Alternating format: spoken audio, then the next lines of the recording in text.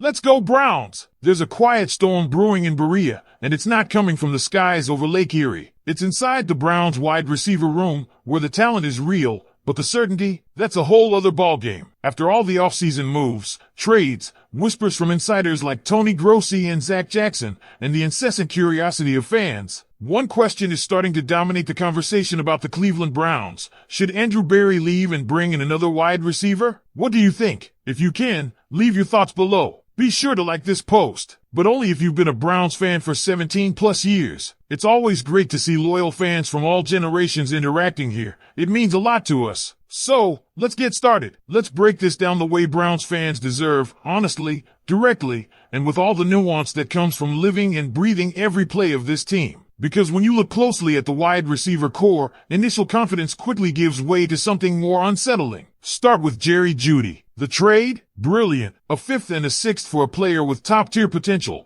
and before he even laced up his cleats in Berea, Berry locked him up with an extension. Smart, huh? If they hadn't done that, they'd be paying Jeudy a lot more today. Credit where credit is due, that gamble paid off. Jeudy is their WR1, period. But what about WR2? Enter Cedric Tillman. Look, I get it. This is a guy who showed flashes of brilliance after Amari Cooper was traded to Buffalo. He stepped into the spotlight and made the most of it, putting up solid numbers in a short window. There's real promise here, but promise doesn't win games in January. And more than that, there's that two-word phrase no fan wants to hear, when healthy. Tillman missed time with a concussion sustained during the infamous Snow Globe game against the Steelers. That wasn't a quick recovery. That was a season-ending injury, and when it's a head injury, the concern ramps up. One more bad hit and everything could change. And when you're betting on a guy to be your WR2, that kind of fragility is a gamble of its own. Now here's where things start to look shaky. Behind Tillman, who do you really have? Mike Woods? He's had some eye-catching moments in camp, sure,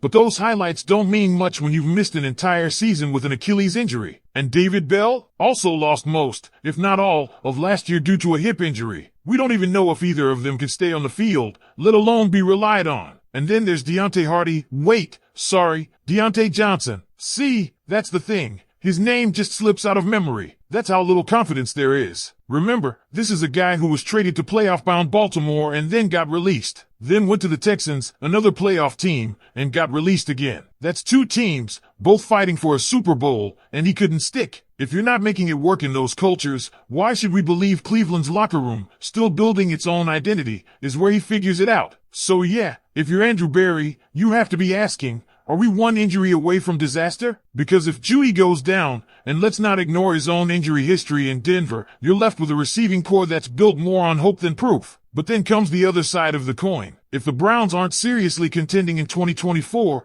why block the development of guys like Tillman or Woods by bringing in a veteran? Do you risk long-term growth for short-term insurance? Still, let's get real. This isn't just a thought experiment. It's a situation that's already prompting real conversations in Berea. Because the names floating around, they're not just fantasy. How about Amari Cooper? Yeah, the guy they just traded. It sounds awkward until you remember that Cooper had a historic connection with Joe Flacco last year. Maybe the Browns tried to flip him to San Francisco for Brandon Ayuk and it backfired. Maybe that's why his start in Buffalo has been, well, disastrous. Uncharacteristic drops from a guy known for having some of the surest hands in the league. If I'm Cooper, and I'm not getting many calls, you know where I'm going? Right back to Flacco. That's the clearest path to a big 2025 payday. If Cooper wants to win, maybe Cleveland's not the spot. But if he wants to rebuild his value, where else are you going to get that kind of chemistry right away? And that's just one option. Next up, Gabe Davis. Known for his blocking, known for his ability to stretch the field. Stefanski just brought in 2 new running backs in the draft. You know what that tells me? He wants to run the football more. And if you're building a run-heavy offense, you need receivers who can do the dirty work. Gabe Davis fits. Then there's Keenan Allen. Smart, savvy, a veteran who knows every inch of the field. Maybe he ends up back with the Chargers. Maybe he's holding out for the Bears. But if neither bites, could Berry make the call? Especially if they roll with a rookie QB? Allen just spent a year mentoring Caleb Williams in Chicago. Maybe that's the kind of steadying force this team needs. So here's the big question. Browns fans, would you rather bet on what you've seen or what you hope develops? Is this receiver room ready for a full season? Or is Barry about to make another calculated move? Or do you see this as a defining moment, a test for Andrew Barry to prove once again that he can find balance between development and immediate production? Because if we know one thing about Barry, it's that he values wide receivers. This is not a GM who leaves important positions to chance. If there's uncertainty, he acts. That's how you ended up with Jerry Jeudy. That's how you got Amari Cooper in the first place. That's why even when things look okay on the surface, he's in the war room analyzing depth charts,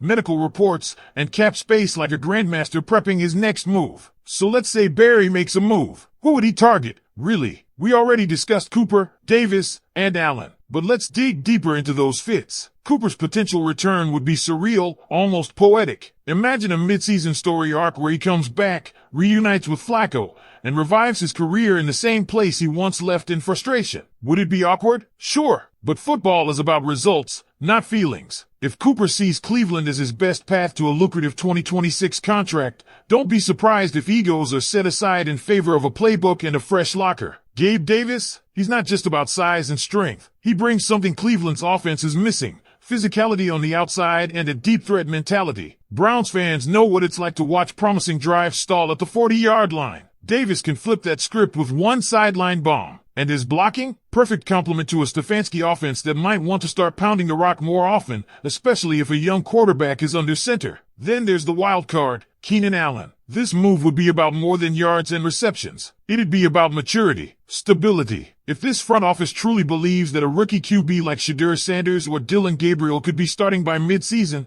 who better to mentor him than Allen? A player who just did it for Caleb Williams in Chicago. He knows the demands of a modern offense. He knows how to command a huddle. And above all, he wins routes. Every time. But that doesn't mean the decision is easy. Let's not sugarcoat it. Each option comes with a price, and not just financially. Bringing in a veteran limits reps for younger players like Tillman, Woods, and Bell. It potentially sends the message that development is secondary. And for a franchise still building long-term, that message matters. So where does Kevin Stefanski stand in all of this? Sources suggest he's more committed than ever to offensive balance. The addition of 2 running backs in the draft, one of them likely to get serious reps, indicates a subtle shift. Cleveland doesn't want to be one-dimensional. They want to keep defenses guessing. But you can't do that if you've got only one dependable receiver and a bunch of question marks behind him. This is where the margin for error shrinks. One injury could derail the passing game entirely. One misstep in the roster-building process could undo months of off-season progress. And the Browns don't have the luxury of time. The AFC North is no joke. Baltimore isn't slowing down. Cincinnati is reloading. Pittsburgh always finds a way to scrap into the playoff picture. If Cleveland wants to keep pace, there's no room for development experiments in the starting lineup. And what about Joe Flacco? You know what he brings. Calm under pressure, a cannon for an arm,